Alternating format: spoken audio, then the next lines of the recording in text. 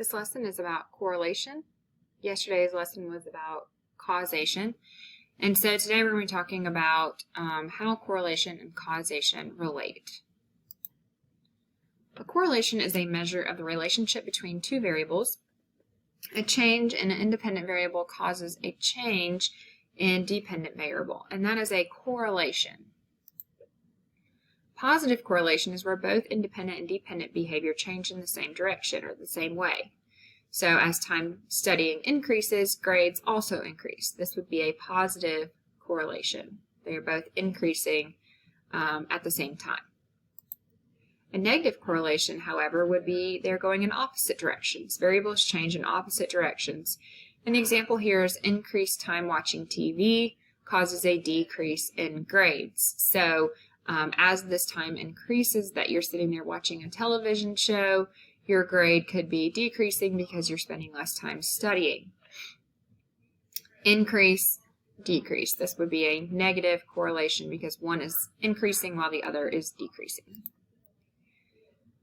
Now, it's also important to point out that correlation does not mean cause and effect relationship. Something that correlates, maybe moves in the same direction, does not necessarily mean that it caused it to happen. So there are standards for showing causation. You have to be able to prove that one thing led to another thing happening, and not just that they were coincidental.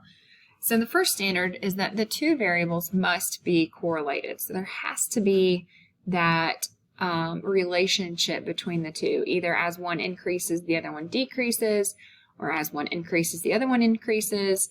And so either showing that positive or negative correlation has to exist. So here it says church attendance declines and juvenile delinquency increases. So that does show this correlation, right? One is decreasing, the other one's increasing. It's a negative correlation, but the two are happening at the same time.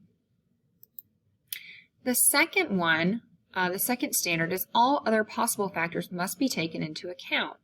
So talking about that issue of church attendance and crime rates, this says older children attend church less and are more likely to be delinquents, but that does not mean that one caused the other.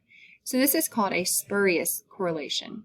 Age was the cause. So just because church attendance decreases does not necessarily mean that's what caused juvenile delinquency or juvenile crime to increase. They just happen to be moving in the same direction. And so this is another really good example that's oftentimes used when talking about correlation and causation. So here they're saying that this dry, hot, and sunny weather causes ice cream sales to increase and also causes sunburns to increase. Now we can see that the sun caused these two things, but the sales of ice cream did not cause sunburn. These two correlate. As ice cream sales increase, sunburn also increases. But these two things are independent of each other. They did not cause each other to happen.